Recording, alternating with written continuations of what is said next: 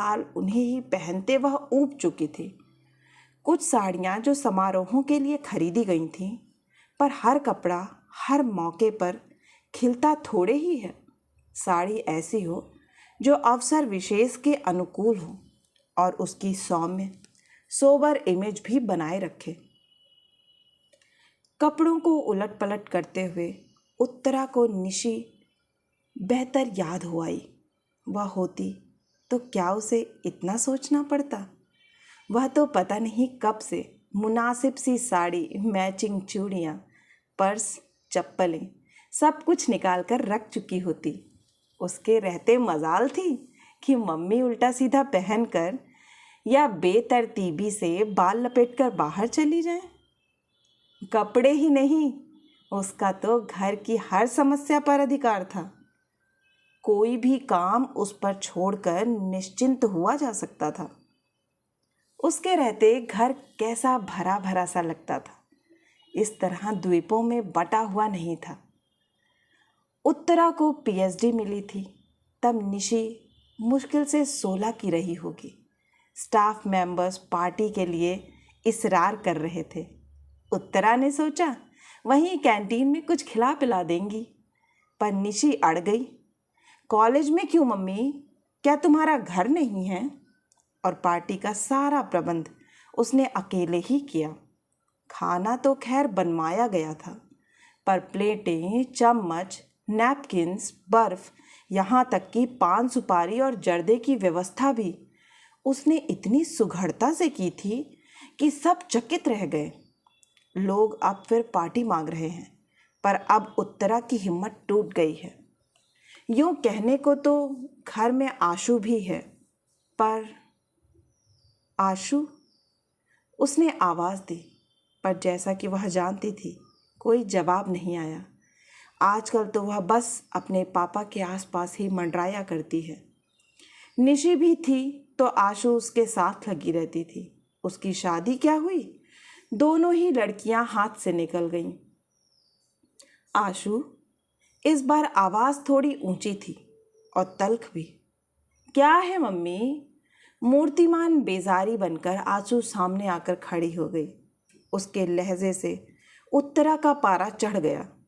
वह भूल सी गई क्यों बुलाया था। रूखे स्वर में पूछा, तुम अभी तक तैयार नहीं हुई? चलना नहीं है क्या? कहाँ? ओहो, आज आपका फंक्शन है ना? सॉरी मम्मा, मेरा जाना नहीं हो सकेगा। क्यों? पापा को बुखार है। कोई नई बात है? नई ना सही, पर ऐसी स्थिति में उन्हें अकेला तो नहीं छोड़ा जा सकता ना। 2 घंटे महादेव उनके पास बैठ सकता है। सो तो है, पर मम्मी वहाँ सारी साहित्यिक बातें होंगी, मेरी समझ में तो कुछ आएगा नहीं, वैसे ही बोर हो जाऊंगी। ठीक है, उत्तरा ने विषय समाप्त करते हुए कहा। आशु जैसे प्रतीक्षा ही कर रही थी, तुरंत पलटकर चल दी। उत्तरा देर तक उसे देखती रही। इन दिनों वह एकदम अपनी माँ की प्रतिकृति सी बनती जा रही है, पर मन से कितनी दूर फिंक गई है। इसके विपरीत निशी एकदम अपने पापा पर गई है, पर बचपन से ही वह मम्मी की बेटी रही है। पिछले दिनों से तो वह बेटी से भी ज़्यादा सखी बन गई थी। कोई भी बात उससे निसंकोच कहकर वह हल्का हो लेती थी। निशी बड़ी बहन की तरह से सांत्वना देती, धीरज बांधती, कभी कभी तो उसका पक्ष लेकर पापा से भिड़ भी जाती थी। शादी होते ही लड़कियां कितना बदल जाती हैं। सारी माया ममता पता नहीं कहाँ खो जाती है। अब तो बस निखिल और मंटू, निशी की दुनिया इन दोनों में सिमट कर रह गई है। मम्मी, दोबारा अपनी बेजारी जताते हुए आशु सामने खड़ी हो गई थी। वो लोग आ गए हैं। अरे 4 बज गए क्या? उसने चौंक कर घड़ी देखी। आशु, उन्हें बिठाओ, पानी वानी पिलाओ, मैं बस आ ही रही हूँ। अपने को आखिरी बार आईने में देखने के लिए वह मुड़ी तो उसमें आशु का खिंचा खिंचा सा चेहरा ही परिलक्षित हुआ। उत्तरा जल भुनकर रह गई। मेरे मेहमानों को एक गिलास पानी पिलाने में इसका जान जाती है। पापा के लिए हर आधे घंटे बाद चाय बनाते समय इसके हाथ नहीं थकते। वह बुदबुदाई, पर सारा गुस्सा गुस्सा भीतर ही पी गई। इस समय वह अपना मन एकदम प्रसन्न रखना चाहती थी। हेलो हेलो एवरीबॉडी, उसने बड़े खुशनुमा अंदाज में कहते हुए हॉल में प्रवेश किया। पर वहाँ सतीश मेहता अकेला बैठा अखबार पढ़ रहा था। सामने ट्रे में पानी से भरा गिलास अनछुआ रखा था। चलो, उसने कहा। बाय ऑल मीन्स मैडम, कहते हुए वह खड़ा हो गया, पर एकदम ठिठक गया। अंकल नहीं चलेंगे? दरवाजे तक पहुंच गई थी उत्तरा, पर देखा कि सतीश अभी वहीं खड़ा है। नहीं, अंकल नहीं चलेंगे, उनकी तबीयत ठीक नहीं है, स्वर को यथासाध्य तल्ख बनाते हुए उसने कहा। और आशु जी? सतीश ने अस्फुट किंतु उत्सुक स्वर में पूछा। नहीं, वह कैसे आ सकती है? उनके पास भी तो कोई चाहिए। वैसे तो मेरा जाना भी मुश्किल ही था, पर अब तुम लोगों ने इतना बड़ा आयोजन कर रखा है। और यह कहते हुए वह खटाखट सीढ़ियाँ उतरकर गाड़ी के पास जाकर खड़ी हो गई। मेहता को मजबूरन साथ आना ही पड़ा, पर उसके लिए दरवाज़ा खोलते हुए, अपनी सीट पर बैठते हुए और गाड़ी स्टार्ट करते हुए उसकी आंखें बराबर बंद दरवाजे पर खिड़कियों के पर्दों पर लगी रहीं, पर उन्हें निराशा ही हाथ लगी। बेचारा सतीश, उत्तरा को उस पर दया हो आई।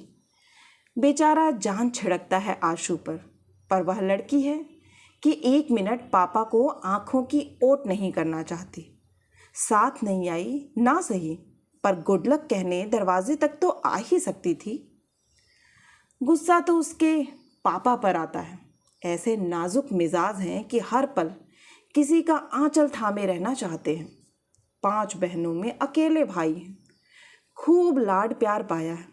अम्मा जी ने तो एकदम आँख की पुतली की तरह सहेजा है उन्हें।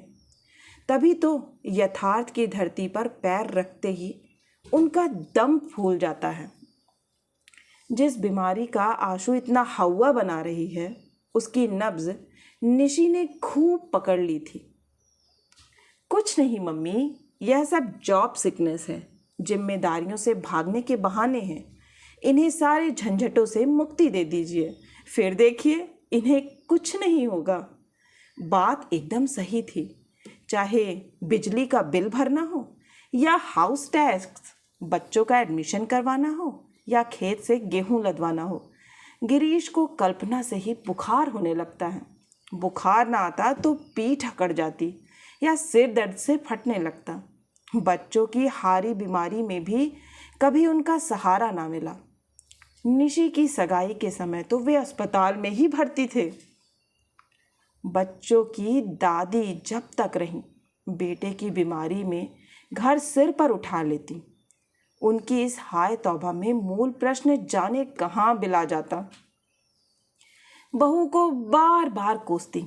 अकेला आदमी बेचारा कहाँ तक बोझा ढोता फिरेगा। एक लड़का ही अगर हो जाता। यह बात वे कुछ इस अंदाज में कहती मानो बेटा होता तो सीधा झूले से उतरकर बाप का हाथ बटाने पहुंच जाता। अम्मा जी की मृत्यु के बाद तो गिरीश एकदम जैसे निराश्रित हो गए। पहले तो उन्होंने उत्तरा का सहारा लेना चाहा, पर वैसी संवेदनशील सेवा वह कैसे करती, कब करती? आखिर बच्चे भी तो उसी को पालने थे। नौकरी भी अब उसके लिए शौकिया नहीं रही थी, वह जीवन की अनिवार्य आवश्यकता बन गई थी। बड़ा घर मात्र एक छलावा था। सारे सब्ज बाग दूर के ढोल निकले।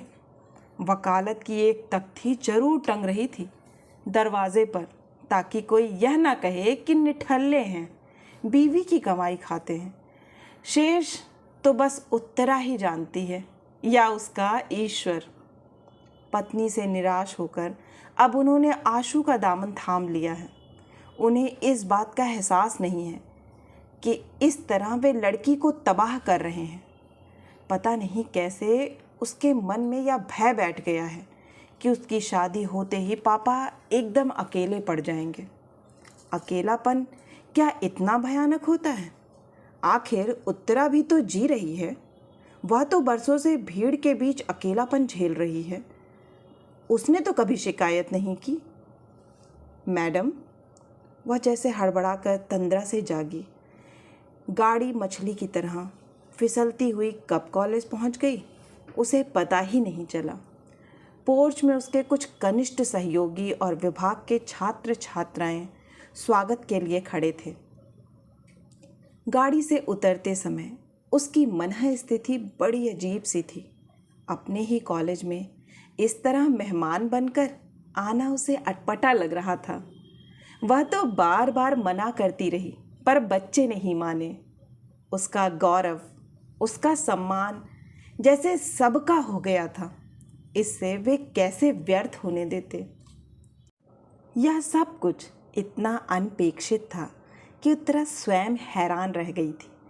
वर्षों के अध्ययन और परिश्रम के बाद उसने एक भारी भरकम पुस्तक लिख डाली थी।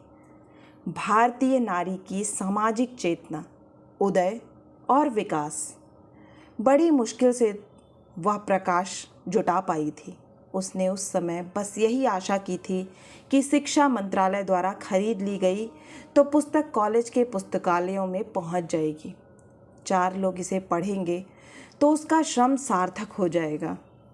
पर आश्चर्य, पुस्तक तो अकादमी पुरस्कार जीत लाई।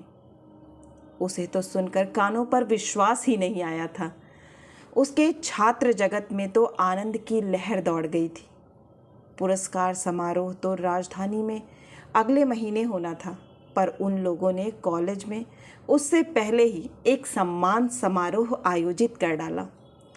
उसे हमेशा अपने विद्यार्थियों से इतना आदर और स्नेह मिला रहा था कि छात्र अनुशासनहीनता की पुकार मचाने वाले उसके सहयोगी अक्सर उससे ईर्ष्या करने लगते हैं।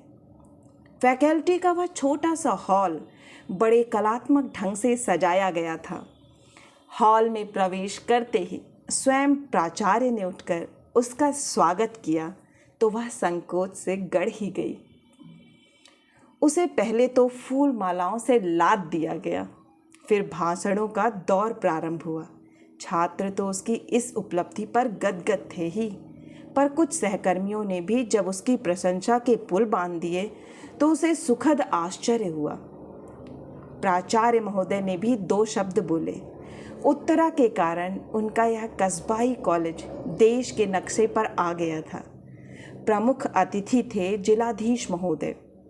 उसे सम्मान का प्रतीक वीणा पाणी की मूर्ति भेंट करते हुए उन्हें भी औपचारिकतावश स्तुति में 2 शब्द कहने ही पड़े। वह सुनती रही और सोचती रही, काश आशु यहाँ होती, उसके पापा होते। वे लोग जरा देख तो लेते कि घर के बाहर उसे कितनी इज्जत मिलती है, प्यार मिलता है। पर वे यहाँ आते ही क्यों? पत्नी की गौरव गाथा निष्पृह भाव से सुनने की सामर्थ्य उनमें कहाँ है? तभी ना बुखार हो आया है। उस दिन जब कुछ लोग यह सुसंवाद लेकर घर पहुँचे थे, तब भी तो वे सहज भाव से उसे झेल नहीं पाए थे।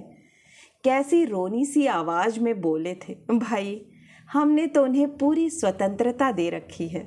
जितना समय मिलता है अपने विषय को दो, घर बार की चिंता छोड़ दो। उसे हम